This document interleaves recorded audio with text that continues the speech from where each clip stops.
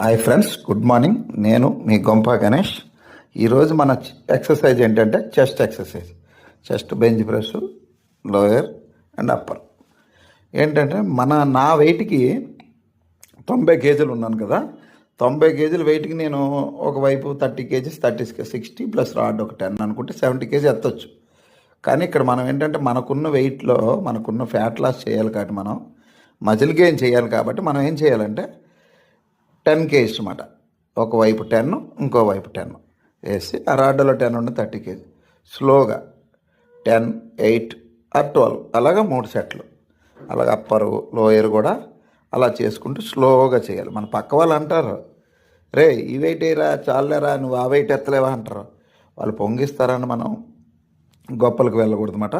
మనం డిసిప్లిన్గా మన ఎక్సర్సైజ్ మనం చేసుకోవాలి, వాళ్ళని పట్టించుకోకూడదు. చిన్న చిన్న వెయిట్లతోటి అంటే స్లోగా 5 కేజీ. ఇప్పుడు నేను చేస్తున్నది 5 కేజీస్ డంబుల్ అన్నమాట. చిన్న వెయిట్ స్లోగా నిదానంగా, ఎవరో ఏమో అనుకుంటారని కాకుండా మనం డిసిప్లైన్గా చేసుకోవాలి ఈ చెస్ట్ ఎక్సర్సైజ్లో. అప్పుడు ఏమవుతుందంటే జాగ్రత్తగా మనం చేసుకోవడం, మనకి ఏమంటే డ్యామేజ్ కానీ బ్యాక్ పెయిన్ కానీ అలాంటివి ఏమీ రాదు అన్నమాట. జాగ్రత్తగా మనం ఎవరిని పట్టించుకోకుండా మనం ఎక్సర్సైజ్ మనం కరెక్ట్గా చేస్తున్నాం లేదో చూసుకొని ఎక్సర్సైజ్.